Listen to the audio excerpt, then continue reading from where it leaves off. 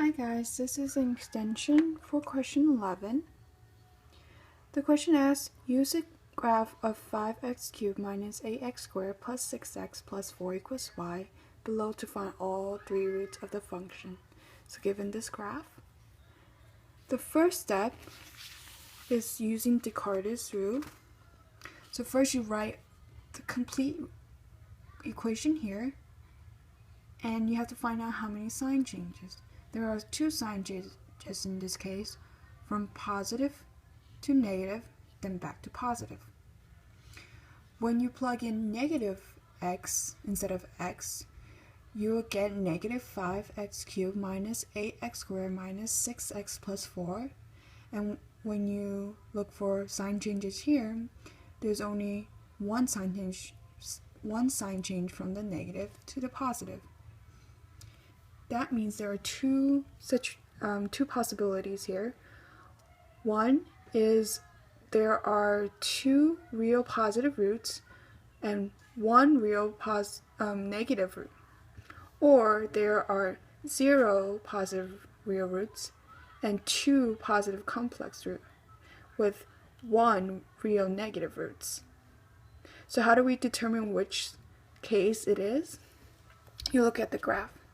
Here you can see that there are no real roots because it doesn't touch the x-axis.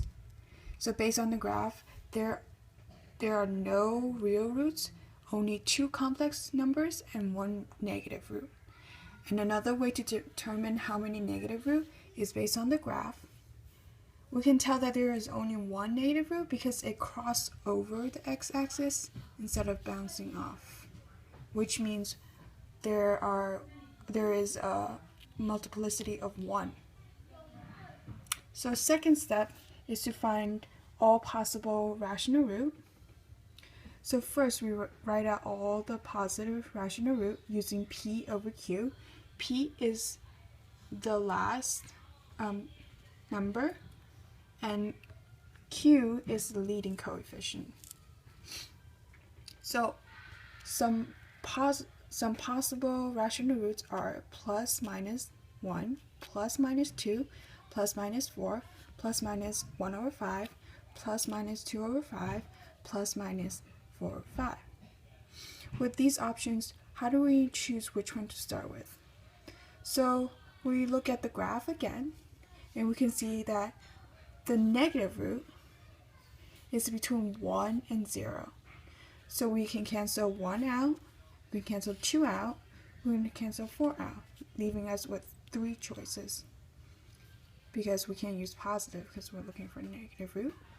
So I first started with negative 1 over 5. So I use synthetic division by writing out the coefficient of all the terms, which are 5, negative 8, 6, and 4. So I bring down the 5. 5 times negative 1 over 5 is negative 1. Negative 8 plus negative 1 is negative 9. Negative 9 times negative 1 over 5 is 9 over 5. 9 over 5 plus 6 is 39 over 5. 39 over 5 times negative 1 over 5 gives you negative 39 over 25. Plus 4, that'll give you 61 over 25. So this root wouldn't work because it will leave us a remainder of 61 over 25. So we can cross this one out. So we move on to the next one, negative 2 over 5. So here I did the same. I wrote down the coefficient of all the terms. Then I bring the 5 down, and 5 times negative 2 over 5 is negative 2. Negative 8 plus negative 2 is negative 10. Negative 10 times negative 2 over 5 is positive 4. Positive 4 plus 6 is 10. 10 times negative 2 over 5 is negative 4. Negative 4 plus negative 4 is 0, so the remainder is 0. So in this case, this equation works. This root works. So since we know that, we can use these to write our result, which is 5x squared minus 10x plus 10. Since we know that the other two roots are complex numbers, we first factor out 5 and get x squared minus 2x plus 2 equals 0. And by setting up a quadratic equation, we can solve for the complex numbers.